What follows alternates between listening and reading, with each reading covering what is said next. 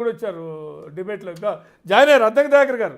ఏంటి good evening, లేట్గా join అయ్యారు. అంటే ప్రధానంగా ఇక్కడ కొత్త ప్రభాకర్ రెడ్డి వ్యాఖ్యలు ఏ కాంటెస్ట్లో అన్నారు అనేటువంటిది అసలు అట్లా అనలేదని క్రాంతి ప్రభుత్వం అంటే ప్రజలే కాదు రియల్ ఎస్టేట్ బిల్డర్లు అందరూ కోరుకుంటున్నారు అని చెప్పారు తప్ప ఏదో డబ్బులు ఇస్తాము అవసరమైతే మీరు ఎమ్మెల్యేలని తీసుకొనైనా ప్రభుత్వాన్ని పడేయండి అని ఆ కాంటెస్ట్లో మాట్లాడలేదు అనేది క్రాంతి గారి ఆర్గ్యుమెంట్.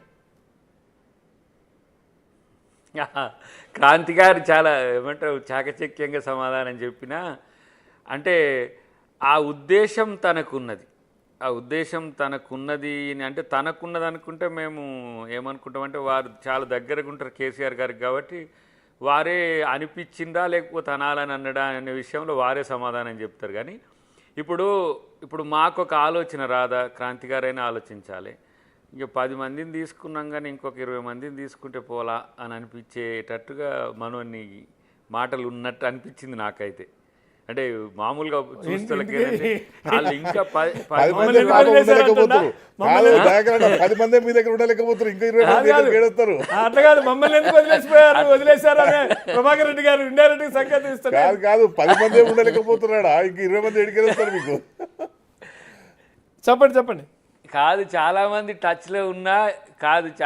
టచ్లో ఉన్న క్రాంతి గారు ఇప్పటికీ సమాజం నుంచి ఒక వ్యతిరేకత వస్తున్నమాట వాస్తవం. మా పార్టీ నాయకులు కూడా అక్కడక్కడ ఇబ్బందులు ఎదుర్కొంటారు. మీరు చూసిండ్రు జీవన్ రెడ్డి గారి ఎపిసోడ్లో సంజయ్ గారికి సంబంధించి కానీ, లేదంటే మాకు ఇక్కడ మీకు పక్కనే మన పటాన్ చెరుకు సంబంధించిన అంశంలో అక్కడక్కడ కొన్ని సమస్యలు వస్తున్న కారణాన్ని కూడా పార్టీ కొంచెం ఆలోచించింది. కానీ గద్వాల కూడా అవును. ఇప్పుడు నేనేమంటున్నా అంటే ప్రభాకర్ గారు చెప్పిన ఉద్దేశంతో ఏంటంటే అసలు ఈ బిల్డర్స్ అన్రెస్ట్ అయితే మనకేంది, రియల్టర్స్ అన్రెస్ట్ అయితే మనకేంది, ప్రజలు అన్రెస్ట్ అయితే సమస్య. ప్రజలు మళ్ళీ ఓడగొట్టడానికి కూడా గెలిపించడానికి కూడా మళ్ళీ సమయం తీసుకుంటారు. అది 5 సంవత్సరాల టెన్యూర్లో వారికి అప్పుడే అన్రెస్ట్ వచ్చింది. నేనేమనుకున్నా అంటే కొత్త ప్రభాకర్ రెడ్డి గారు ఒకసారి కేసీఆర్ గారిని కాదు రేవంత్ రెడ్డి గారిని కలవడం వల్ల కేసీఆర్ గారు ఏమన్నా నెగిటివ్ ఫీల్ అవుతారని చెప్పి మళ్ళీ ఈ డైలాగ్స్ ఏమన్నా వేసిండా అనే కోణం, ఆయన స్ట్రాటజిక్గా మూవ్ అయిందా అనే కోణం కూడా కనపడ్డా. చాలామంది గతంలో కూడా అన్నవాళ్ళు ఉన్నారు, ఎన్ని రోజులు ఉంటుంది ఈ ప్రభుత్వము, ఎప్పటి వరకు ఉంటుంది, ఉండేదా పోయేదా, కాంగ్రెస్ వాళ్ళు ఎట్లా కొట్లాటలు ఉంటాయి. ఇంక ఈ మధ్యన కొత్త రాగం ఎత్తిండ్రు పివి గారు, ఏమని మంత్రివర్గం కోసమని ఎవరు ఎటు కొట్లాడుకుంటారో ఎటు పోతుందో అన్నట్టుగా ఉన్నది. ఇవన్నీ వచ్చేంత వరకే కొట్లాట. ఇప్పుడు మా దాంట్లో ఎవరైనా సరే ఇప్పుడు 6 మంత్రులు ఊరిస్తున్నాయి కాబట్టి అవి నాకు వస్తే బాగుండని ఒక ప్రెషర్ టాక్టిక్స్ అంతవరకే తప్పితే ఏది ఉండదు. ప్రత్యేకించి నేనంటున్న చాలా బలంగా పార్టీ ఉన్న క్రమంలో బలహీనతతో కొత్త ప్రభాకర్ రెడ్డి గారు మాట్లాడినరా అనేది నాకు అనిపించింది. కానీ టీఆర్ఎస్ కూడా ఇంత డిఫెన్స్లో ఉంటుందని అయితే నేను అనుకోలేదు. ఎందుకంటే మళ్ళీ పోరాటానికి సిద్ధమవుతున్నారు వాళ్ళు. మళ్ళీ 25th ఇయర్స్ ఆఫ్ బీఆర్ఎస్ టీఆర్ఎస్కి సంబంధించిన కార్యాచరణలో ఉన్నోళ్ళు ఈ తరహా ప్రభుత్వాన్ని కూలగొట్టే పరిస్థితి ఉంటుందా అంటే ఉండదు. కానీ కామెంట్ చేసేదాని వెనుక ఉన్న ఉద్దేశం మా భయం బీజేపీ వాళ్ళు ఏం చేస్తారంటే వాళ్ళు ఏం తప్పులు చేయరు, పక్కోళ్ళతో తప్పులు చేయించడం అనేది ఒక ఆనవాయితీ. ఎందుకంటే వాళ్ళు పూసుకోవడానికి సిద్ధపడరు ఏదైనా సరే. ఇప్పుడు 12 మంది ఎమ్మెల్యేలను రాజీనామా చేయించిండ్రు ఎక్కడ మధ్యప్రదేశ్లో.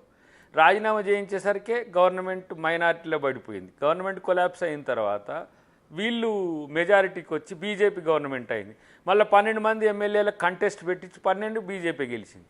సేమ్ మనకు బెంగళూరులో కూడా, అంటే కర్ణాటకలో కూడా అదే జరిగింది. ఇట్లా కొన్ని ప్రాక్టీసెస్ బీజేపీ చేస్తుంటుంది.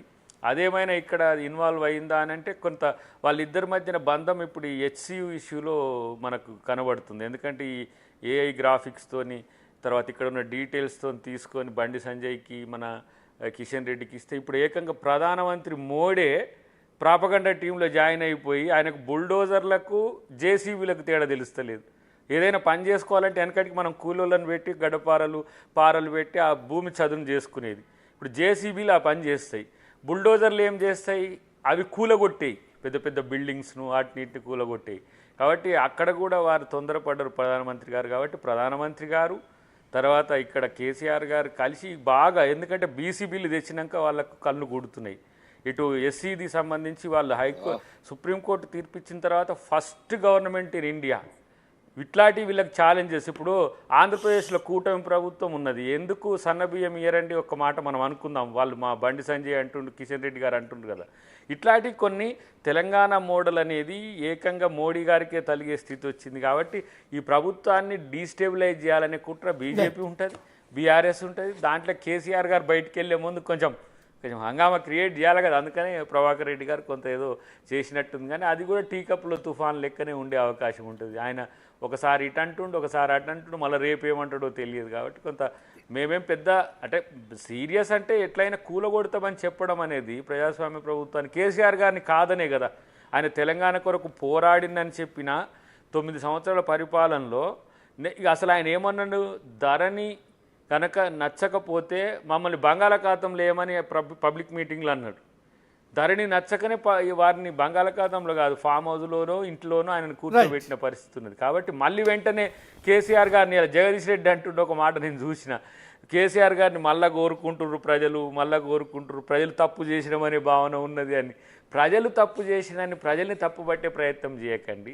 డెఫినెట్గా ప్రజల తీర్పులో 1 సీటు కాడ 2 సీటు కాడ ఉంటుంది, కానీ ఇంత పెద్ద మ్యాండేట్లో తేడా ఉంటుంది అని అనుకోను. కానీ కొత్త ప్రభాకర్ రెడ్డి గారి కొత్త ఆలోచన వెనుక మాత్రం పాత బాసే ఉన్నాడని మాకున్న అంచనా. చూద్దాం. చిన్న బ్రేక్ తీసుకుని వస్తా. బ్రేక్